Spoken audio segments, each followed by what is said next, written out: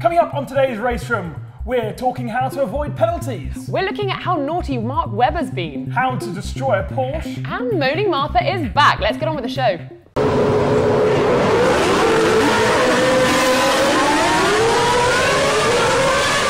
Welcome to today's Race Room. Here's Ben with today's Fast Fact.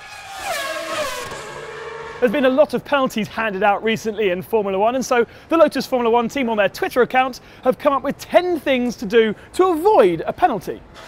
Number 1, do not swear on the podium during an official TV interview. Kimi, Abu Dhabi 2012, remember that? Number 2, do not show explicit images of rabbits having a good time. Race Room last week? Number 3, do not go outside the track limits by 0.02 centimetres. Grosjean, Hungary, uh-oh. Number 4, do not make Vettel fight for an overtake, like in Hungary 2013. Number 5, do not wind up our rivals on social media. Do not post a photo of Christian Horner naked ever again. Number 8, do not go off the circuit thinking it's a shortcut. Kimi Raikkonen, Brazil 2012. Number 9, do not share false technical information to make people laugh. Number 10, do not use Roscoe or any other cute pet to make people laugh. Signed, Lotus Formula One team. Time for the news now, and Sebastian Vettel won the Singapore Grand Prix for the 3rd consecutive time at the weekend, and it's his 7th win of the season, giving him a 60-point lead over Fernando Alonso. He is so dominant at the moment that people keep booing him on the podium, so much so that Martin Brundle had to tell them to stop it. But Sebastian Vettel said that if they're booing, then Red Bull must be doing the right thing. It was so exciting at the front of the field that in fact the main talking point has been from the end of the race, where Fernando Alonso gave Mark Webber a lift back to the pits. It's reminiscent, in fact, of a 2011 event that happened at the Nürburgring, where it was the other way around, Mark giving Fernando a lift. Both have been penalised by given reprimands. It was Mark's 3rd reprimand, and therefore he's got a 10-place grid penalty for the next race. It wasn't that dangerous. Yes, he ran out in front of traffic, but it's not quite as dangerous as this fantastic photo that we found from the 1950s. Now that's a dangerous lift. 3 World Championships were completed at the weekend, and I'm going to be able to tell you about 2 of them. The European Rallycross, Timur Timurzinov came 4th at Estering in Germany, and that meant he won the World Championship. And in Varennes, Max Verstappen, the son of Jos Verstappen, won the KZ World Karting Championship, and he's only 15. Those 2 championships, though, have finished, whereas the World Touring Car Championship has still got 2 rounds left. Ivan Muller wrapping up the championship in Japan, but he didn't have a very good weekend in the second race. In fact, he crashed even before the first corner. Winner of race 1 was the Honda of Norbert Mikulis, and Honda owned the track in Suzuka, and race 2 was won by Dutchman Tom Coronel. He loves Japan and seems to win every year. Jolyon Palmer won the GP2 feature race on Saturday in Singapore, and we spent a lot of time with him at Daytona Motorsport karting a couple of weeks ago. Make sure you check out those videos. So I think the karting obviously paid off. Then on the Sunday, Sam Bird reduced the points deficit between him and Fabio Lima to 7 when he won the GP2 sprint race in Singapore. And that's your news. It's Tweets of the Week. Let's get to that first tweet. At Baron Van Clutch. When it's hot, drivers find creative ways to stay cool. This is awesome. I want a paddling pool like this. This is Andrea Lotterer and Marcel Fassler, the Audi Works drivers from the #1 World Endurance Championship, and they've got a paddling pool, a car's paddling pool. A car's paddling pool with Steve McQueen on it. I think that's a perfect way to cool down. Well, it rained there, so I don't know why they did paddling pool, but anyway. Wimps. Next tweet. At Grand Prix Diary.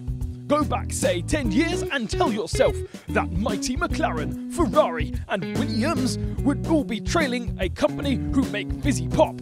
Mad! Yeah, this is very true. A fizzy pop drink, essentially. Red Bull leading the championship, absolutely dominating it. Yeah, not just leading, dominating. It's a shameful. Poor McLaren and Ferrari and Williams and, well, the list goes on. Next tweet. At Low Seb.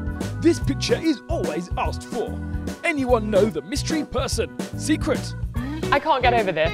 This must be from a few years ago, because Raikkonen looks pretty cool. Look at the hair, it's so wispy. And who's this, Rosanna? Seb Loeb. No, the one at the top. Hemlock. Yeah! All right, I'm such a petrol head. Next tweet. At Huffsport. Oops. Epic fail. Crash. Porsche. Racing. Panic shunt. P45. My goodness. That is how to destroy a Porsche. It's actually from a few years ago, I think, Rob. So That you're a is bit just slow on the horrendous. uptake, but Imagine the thought when it, oh my god, hits the ground. There must have been like, oh my god, how are we going to tell the boss? Next week. At Sniff Petrol. Injured Raikkonen orders more pain relief. This is the best. When I saw this on Twitter, I was like, oh my gosh, I wonder if there's like some secret remedy they're only allowed to use in the paddock and no steroids or something. And then this came probably up. true as well, to be honest. Yeah, it probably is true. Makes you go faster, pain relief, all the rest of it. Obviously, don't drink and drive. That's your tweets. We found Moaning Martha. She is back and she's talking long races. I love my F1, don't get me wrong, but Sunday's Singapore Grand Prix went on for ages. The maximum time allowed for a race is 2 hours, and Sunday's race went on for 1 hour, 59 minutes and 13 seconds. And that was Sebastian Vettel's time.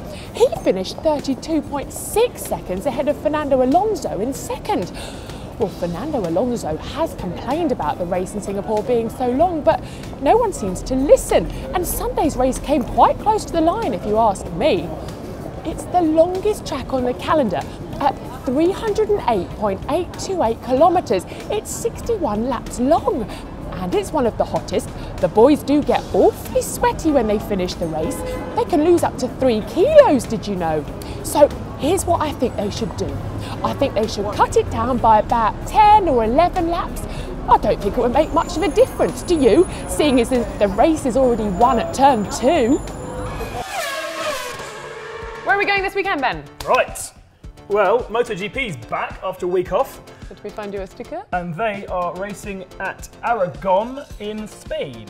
Just in. There's also FIA GT races in think it's Navarra. Is it Round sticking? there. No, it's sticking. It's just Okay. I'm not sure where to stick it. Okay, and another one in Nevada, which is a bit higher up. Nevada. That was my Spanish for you there. No, very nice. Another one. DTM, which is where I will be this weekend, in Zandvoort, Oh, nice. which is in Holland. Very nice. There we Their go. one That trip to fits Holland. perfectly on that little bit there. Cool. Finally, where are you this weekend, I'm Rosanna? at Silverstone, back to England for me. It's BTCC. We're going to be with Rob Austin. And it's the final round of the Gymkhana Grid Series, and we'll be covering that as well. And I'm going to be drifting. I'm going to be drifting. Woo! I'm so excited. So if you want to be watching that, then make sure you subscribe. And comment below and tell us what you think of everything. See you next week. Bye.